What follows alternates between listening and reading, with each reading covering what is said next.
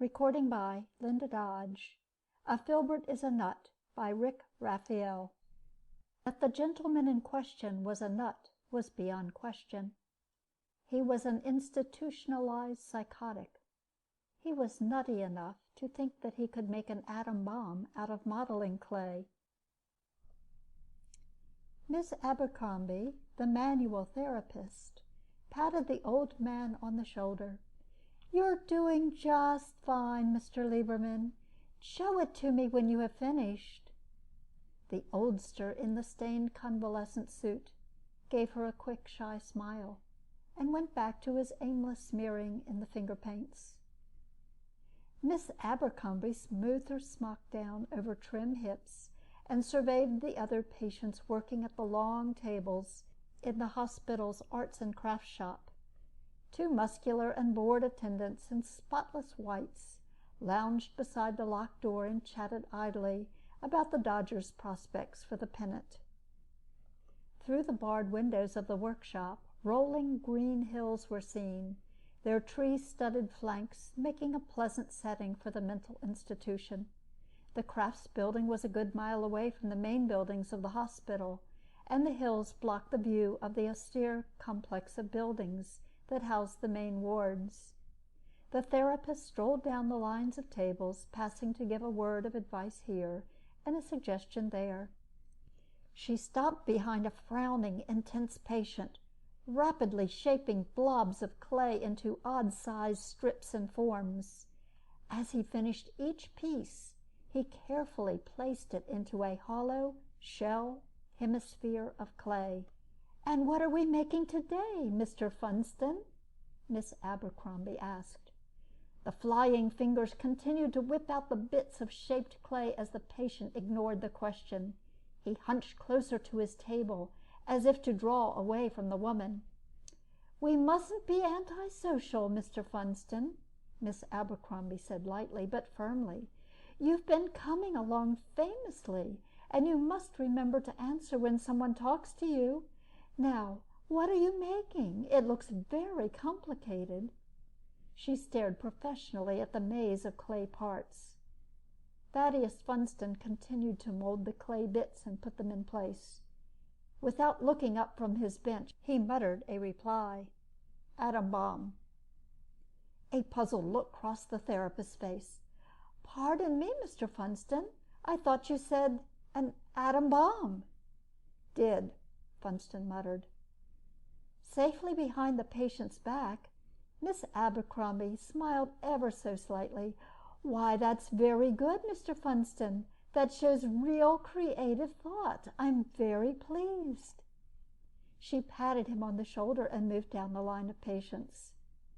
A few minutes later, one of the attendants glanced at his watch, stood up, and stretched. "All right, fellows," he called out. "Time to go back. Put up your things." There was a rustle of paint boxes and papers being shuffled, and chairs being moved back. A tall, blond patient with a flowing mustache put one more dab of paint on his canvas and stood back to survey the meaningless smears. He sighed happily and laid down his palette. At the clay table, Funston feverishly fabricated the last odd-shaped bit of clay and slapped it into place. With a furtive glance around him, he clapped the other half of the clay sphere over the filled hemisphere and then stood up. The patients lined up at the door, waiting for the walk back across the green hills to the main hospital. The attendants made a quick count and then unlocked the door. The group shuffled out into the warm afternoon sunlight, and the door closed behind them. Miss Abercrombie gazed around the cluttered room and picked up her chart book of patient progress. Moving slowly down the line of benches, she made short, precise notes on the day's work accomplished by each patient. At the clay table, she carefully lifted the top half of the clay ball and stared thoughtfully at the jumbled maze of clay strips laced through the lower hemisphere. She placed the lid back in place and jotted lengthily in her chart book. When she had completed her round, she slipped out of the smock, tucked the chart book under her arm, and left the crafts building for the day. The late afternoon sun felt warm and comfortable as she walked the mile to the main administration building where her car was parked. As she drove out of the hospital grounds, Thaddeus Funston stood at the barred window of his locked ward and stared vacantly over the hills toward the craft shop. He stood there unmoving until a ward attendant came and took his arm an hour later to lead him off to the patient's mess hall. The sun set, darkness fell over the stilled hospital grounds, and the ward lights winked out at 9 o'clock, leaving just a single light burning in each ward office. A quiet wind sighed over the still warm hills. At 3:01 a.m., Thaddeus Funston stirred in his sleep and awakened. He sat up in bed and looked around the dark ward. The quiet breathing and occasional snores of 30 other sleeping patients filled the room. Funston turned toward the window and stared out across the black hills that sheltered the deserted crafts building. He gave a quick cry, shut his eyes, and clapped his hands over his face. The brilliance of 100 suns glared in the night and threw stark shadows on the walls of the suddenly illuminated ward.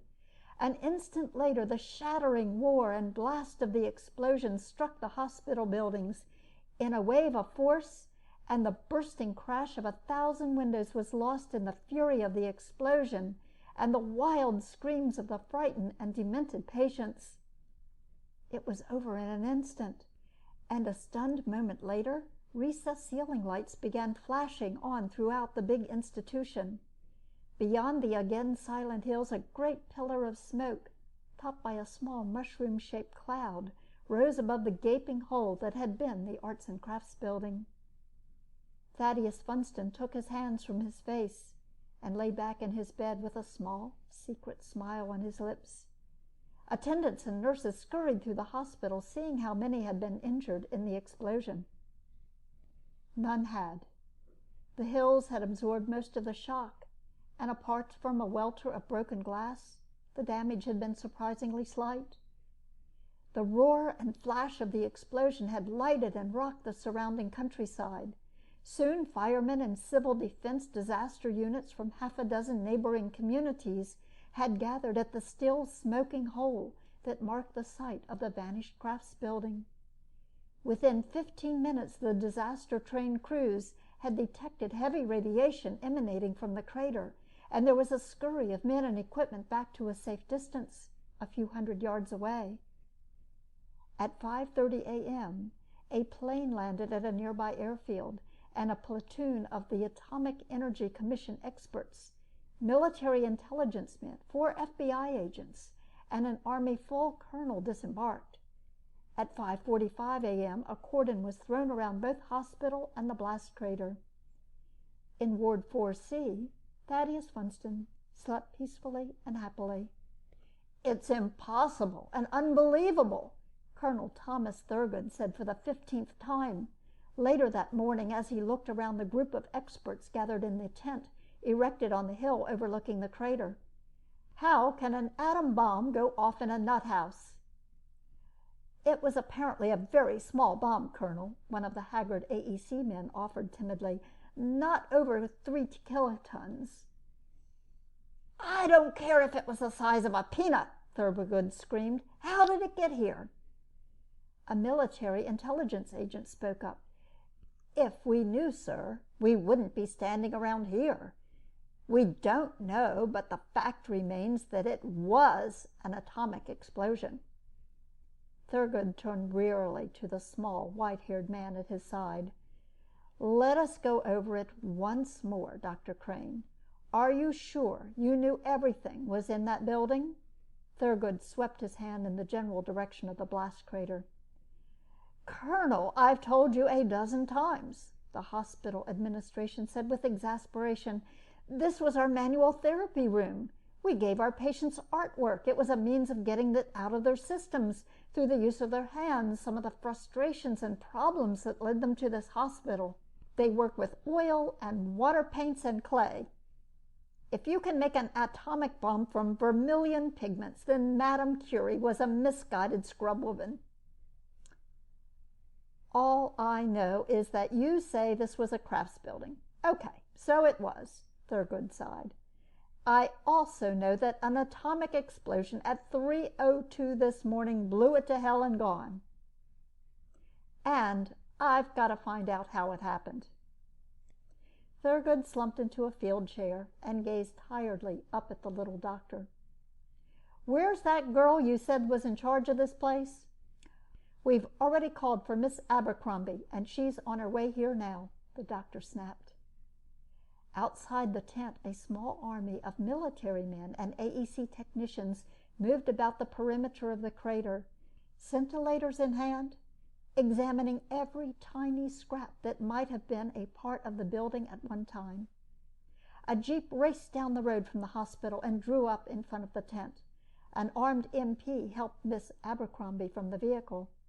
She walked to the edge of the hill and looked down with a stunned expression. "He did make an atom bomb!" she cried. Colonel Thurgood, who had snapped from his chair at her words, leaped forward to catch her as she collapsed in a faint. At 4:00 p.m., the argument was still raging in the long, narrow staff room of the hospital administration building. Colonel Thurgood, looking more like a patient every minute, sat on the edge of his chair at the head of a long table and pounded with his fist on the wooden surface, making Miss Abercrombie's chart book bounce with every beat. "It's ridiculous!" Thurgood roared. "We'll be the laughingstocks of the world if this ever gets out. An atomic bomb made out of clay. You all are nuts. You are in the right place, but count me out." At his left, Miss Abercrombie cringed deeper into her chair at the broadside. Down both sides of the long table, psychiatrists, physicists, strategists, and radiologists sat in various stages of nerve-shattered weariness. "Miss Abercrombie," one of the physicists spoke up gently, "you say that after the patients had departed the building, you looked again at Funston's work?" The therapist nodded unhappily. "And you say that, to the best of your knowledge," the physicist continued, "there was nothing inside that ball but other pieces of clay?" "I'm positive that's all there was in it," Mrs. Abercrombie cried. There was a renewed buzz of conversation at the table, and the senior AEC man present got their heads together with the senior intelligence man. They conferred briefly, and then the intelligence officer spoke. "That seems to settle it, Colonel. We've got to give this Funston another chance to repeat his bomb, but this time under our supervision." Thurgood leaped to his feet, his face purpling. "Are you crazy?" he screamed. "You want to get us all thrown into this Filbert factory? Do you know what the newspapers would do to us if they ever got wind of the fact that for one tiny fraction of a second any one of us here entertained the notion that a paranoidal idiot with the IQ of an ape could make an atomic bomb out of kids' modeling clay? They'd crucify us. That's what they do." At 8:30 that night, Thaddeus Funston, swathed in an army officer's greatcoat that concealed his straitjacket binding him, and with an officer's cap jammed far down over his face, was hustled out of a small side door of the hospital and into a waiting staff car. A few minutes later, the car pulled into the flying field at the nearby community and drove directly to the military transport plane that stood at the end of the runway with propellers turning.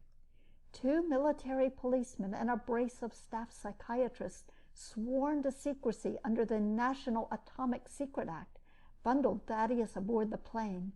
They plopped him into a seat directly in front of Miss Abercrombie, and with a roar the plane raced down the runway and into the night skies. The plane landed the next morning at the AEC's atomic testing grounds in the Nevada desert, and 2 hours later, in a small, hot wooden shack miles up the barren desert wastelands, a cluster of scientists and military men huddled around a small wooden table. There was nothing on the table but a bowl of water and a great lump of modeling clay. While the psychiatrists were taking the straitjacket off Thaddeus in the staff car outside, Colonel Thurgood spoke to the weary Miss Abercrombie. "Now, you're positive this is just about the same amount and same kind of clay he used before?" I brought it along from the same batch we had in the storeroom at the hospital, she replied, and it's the same amount. Thurgood signaled to the doctors, and they entered the shack with Thaddeus Funston between them. The colonel nudged Miss Abercrombie. She smiled at Funston. "Now, isn't this nice, Mr. Funston?" she said. "These nice men have brought us way out here just to see if you can make another atom bomb just like the one you made for me yesterday." A flicker of interest lightened Thaddeus's face. He looked around the shack, and then he spotted the clay on the table. Without hesitation, he walked to the table and sat down.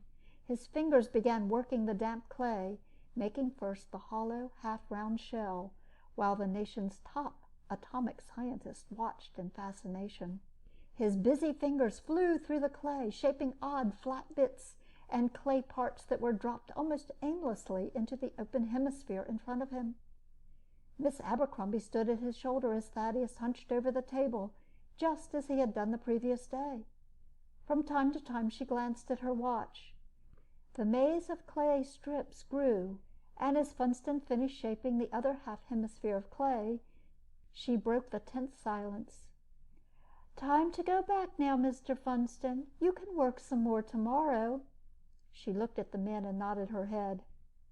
The two psychiatrists went to Thaddeus's side as he put the upper lid of clay carefully in place. Funston stood up, and the doctors escorted him from the shack. There was a moment of hushed silence, and then pandemonium burst. The experts converged on the clay ball, instruments blossoming from nowhere and cameras clicking. For 2 hours they studied and gently probed the mass of child's clay and photographed it from every angle. Then they left it for the concrete observatory bunker several miles downrange, where Thaddeus and the psychiatrist waited inside a ring of stony-faced military policemen. "I told you this whole thing was asinine," Thurgood snarled as the scientific teams trooped into the bunker. Thaddeus Funston stared out over the heads of the MPs through the open door, looking uprange over the heat-shimmering desert. He gave a sudden cry, shut his eyes, and clapped his hands over his face. A brilliance 100 times brighter than the glaring Nevada sun lit the dim interior of the bunker, and the pneumatically operated door slammed shut just before the wave of the blast hit the structure. 6 hours and a jet plane trip later, Thaddeus, once again in his straitjacket, sat between his armed escorts in a small room in the Pentagon. Through the window he could see the hurried bustle of traffic over the Potomac, and beyond, the domed roof of the Capitol. In the conference room next door, the Joint Chiefs of Staff were closeted with a gray-faced and bone-weary Colonel Thurgood and his baker's dozen of AEC brains. Scraps of the hot, scornful talk drifted across the half-open transom into the room where Thaddeus Funston sat in a neatly tied bundle. In the conference room, a red-faced four-star general cast a chilling glance at the rumpled figure of Colonel Thurgood. "I've listened to some silly stories in my life, Colonel," the general said coldly, "but this takes the cake. You come here with an insane asylum inmate in a straitjacket, and you have the colossal gall to sit there and tell me that this poor soul has made not one, but 2 atomic devices out of modeling clay, and then has detonated them." The general paused. "Why don't you tell me, Colonel, that he can also make spaceships out of sponge rubber?" the general added bitingly. In the next room, Thaddeus Funston stared out over the sweeping panorama of the Washington landscape. He stared hard. In the distance, a white cloud began billowing up from the base of the Washington Monument, and with an ear-shattering, glass-splintering roar, the great shaft rose majestically from its base and vanished into space on a tail of flame. End of A Filbert is a Nut by Raphael.